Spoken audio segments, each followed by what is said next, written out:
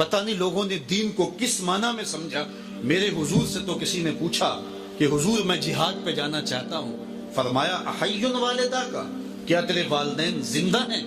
قال نعم، جی جی میرے والدین زندہ ہیں. قال ففیہما فجاہد، کہا جا ان کی خدمت کر، یہی تیرا جہاد ہے. ماں باپ مبتلا ہیں مرض میں اور بیٹا تبلیغی چلے پہ گیا ہے، اسلام حوصلہ افزائی نہیں کرتا. ماں باپ کو ضرورت ہے اور بیٹا جا کے پیر کے دربار پہ جھاڑو دے رہا ہے. غوث اعظم کی چوکھٹ سے بھی فیض نہیں ملے گا اگر ماں راضی نہیں ہے. یہ پہلا مرشد ہے، اس کو راضی کریں. حضرت باجزید بستامی کہتے ہیں میں نے ماں کے آگے ہاتھ جوڑے، میں نے کہا ماں تجھے راضی کروں یا رب کو راضی کروں؟ تو مجھے اپنے حق معاف کر دے، میں اللہ کو راضی کر لیتا ہوں. ماں نے کہا جا بیٹے میں نے اپنے حق معاف کر لیے. کہتے ہیں 12 سال بستان کے جنگلوں میں گھومتا رہا، طلب الہی میں جنگلوں کی خاک چھانتا رہا. ایک دن بستان کے قریب سے گزر رہا تھا، دل میں آیا چلتے چلتے ماں کو سلام کر جاؤں. دروازے کو دستک دینے لگا تو اس احساس نے ہاتھ روک لیا کہ ساری زندگی ماں کو سکھ تو دیا کوئی نہیں، تو اب دکھ کیوں دیتے ہو؟ ماں سوئی ہوگی، رات کا پہر ہے، سردیوں کی رات ہے، تیرے لیے اٹھے گی، بستر چھوڑے گی. اس احساس نے مجھے روک دیا اور میں دروازے کے ساتھ لگ کے ساری رات کاٹ دی. جب سحری کا وقت ہوا تو جو اندر سے نالی آتی تھی اس نالی سے پانی آیا. میں سمجھ گیا میری ماں تہجد کے لیے اٹھی ہے. کہتے ہیں جو ہی میں نے ہاتھ مارا دروازے پہ تو اندر سے آواز آئی بیٹا باجزید ٹھہرو میں ابھی آئی.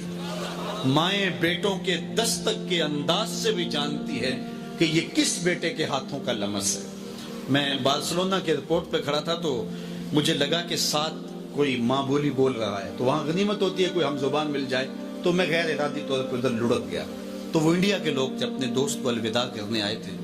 تو میں ان سے پوچھنے لگا اس دوست سے کہ بتاؤ کتنے عرصے بعد جا رہے ہو؟ تو اس نے ٹھنڈی آہ بھرتے ہوئے کہا 27 سال 3 ماہ بعد.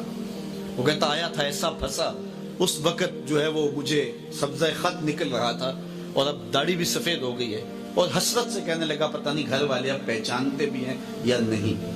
تو میں نے کہا صاحب کوئی اور پہچانے یا نہ پہچانے، ماں تیرے قدموں کی آہٹ سے پہچان لے گی. یہ میرے بیٹے کے قدموں کی آواز لگتی ہے. اللہ نے ماں کے سینے میں وہ تڑپتی ہوئی ممتا، وہ پیار اور وہ محبت رکھی ہوئی ہے. تو باجزید بستامی کہتے ہیں کہ 12 سال کے بعد میں دروازے پہ دستک دی تھی تو ماں نے میرے دستک کے انداز سے پہچان لیا کہ یہ بایزید ہے. تو ماں آئی اور دروازہ کھولا، آثار وضو اس کے چہرے سے نمایاں تھے.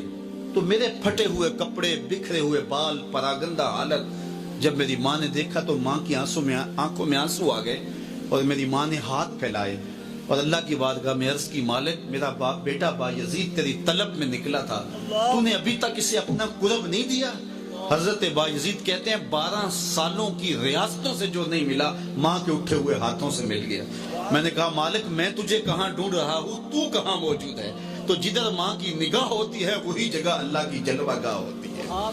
تو ماں باپ کی خدمت کی تلقین کی، کہاں ماں باپ کو دھکے دیے جاتے تھے اور ترکے میں سوتیلی ماں بٹتی تھی اور سکی ماں کو بھی بیچا گیا. اور مجھے آپ بتائیے جب ماں بھی ترکے میں بٹے اور بہن کو اس لیے کاٹ دیا جائے کل میرا بہنوئی کوئی نہ ہو، اور بیٹی اس لیے زندہ درگور کر دی جائے کہ بیٹی بوجھ ہے، تو پھر بیوی کا کیا حال کرتے ہوں گے؟ یعنی یہ رشتے تو خونی تھے اور بیوی کا رشتہ جو ہے یہ تو ایک پیدا کردہ رشتہ ہے، تو پھر اس کا کیا حال کرتے ہوں گے؟ آج بھی بدبخت موجود ہیں جو بیوی کو پاؤں کا جوتا کہتے ہیں، تو پھر اس زمانے میں کیا حال ہوتا ہوگا جب ان رشتوں کا تقدس بھی نہیں تھا. لیکن میرے اور آپ کے آقا و مولا نے ازواج مطہرات کے ساتھ جو حسن سلوک کی داستان رقم کی، وہ کائنات کا ایک انوکھا باب ہے. ام المومنین سیدہ عائشہ رضی اللہ تعالی عنہ فرماتی ہیں کہ حضور مجھے لاڈ سے حمیرہ کہہ کے پکارتے تھے، اور ایک دن حضور گھر آئے اور میں اب خورے میں پانی لے رہی تھی. تو حضور نے مجھے دیکھا تو دور سے کہا حمیرہ تھوڑا سا پانی میرے لیے بھی چھوڑنا. تو فرماتی کہ میں نے پانی چھوڑ دیا تو حضور نے میرے ہاتھ سے آپ خورا لیا، پینے لگے تو پھر رک گئے اور پھر مجھ سے مخاطب ہو کے کہا حمیرہ ذرا بتانا تم نے ہونٹ کہاں رکھے تھے؟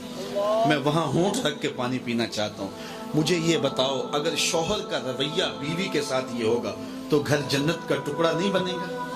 تو میرے حضور علیہ السلام نے وہ دین دیا ہمیں، وہ زندگی کا نور دیا جنہیں کوئی پوچھنے والا نہیں تھا. غلام آقا کا جوتا دھوپ سے اٹھا کے چھاؤں میں رکھ دے تو آقا اس پہ بھی کوڑے مارتا کہ تو نے مجھے پوچھا کیوں نہیں ہے، تیری اوقات بدل رہی ہے اور میں تجھے تمیز سکھا رہا ہوں، اور سرے بازار کوڑے مارتا، جرم کیا، اس نے میرا جوتا میرے پوچھے بغیر چھوا کیوں ہے۔ وہ لاکھ کہتا جناب جوتا خراب ہو رہا تھا دھوپ میں، اس لیے میں نے چھاؤں میں رکھا ہے، لیکن غلام کی اس بصیرت کو ماننے کے لیے آقا تیار نہیں تھا۔ اقبال نے کہا تھا نا، غلامی کیا ہے ذوق حسن و زیبائی سے محرومی، جسے زیبا کہیں آزاد بندے ہے وہی زیبا، بھروسہ کر نہیں سکتے غلاموں کی بصیرت پر کہ دنیا میں فقط مردان حر کی آنکھ ہے بینا۔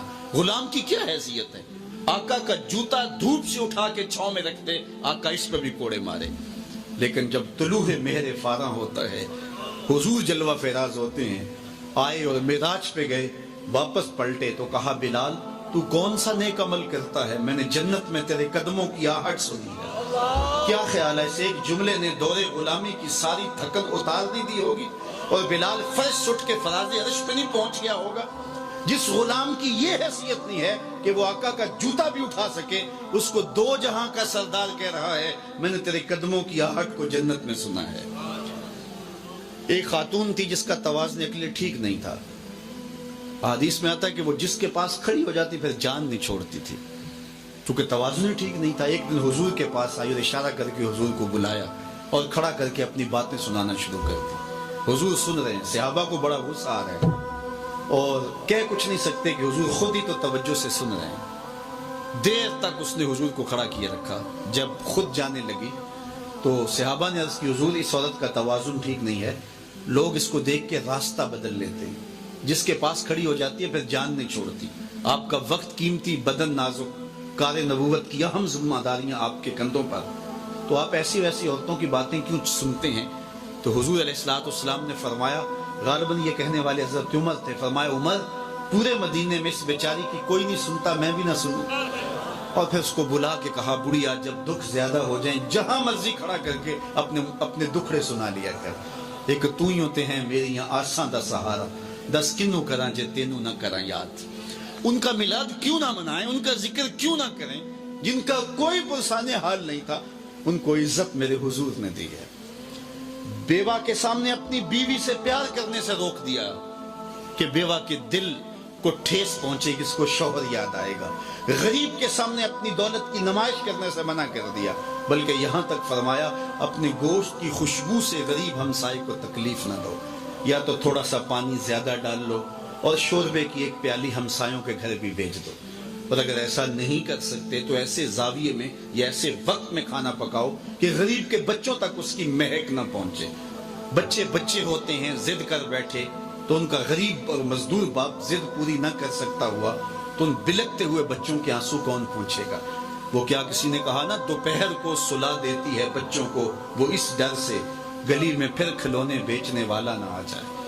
ہمارے دین نے تو ہمیں یتیم کے سامنے اپنے بیٹے کو بیٹا کہہ کے پکارنے سے روکا ہے کہ اس کا دل پسیج جائے گا، تو یہ میرے حضور کا دیا ہوا دین ہے۔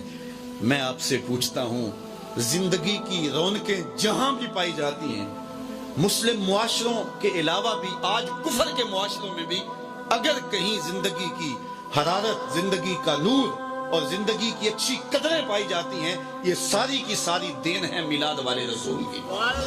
اس لیے پوری انسانیت کو مرہون منت ہونا چاہیے آمنہ کے لال کا۔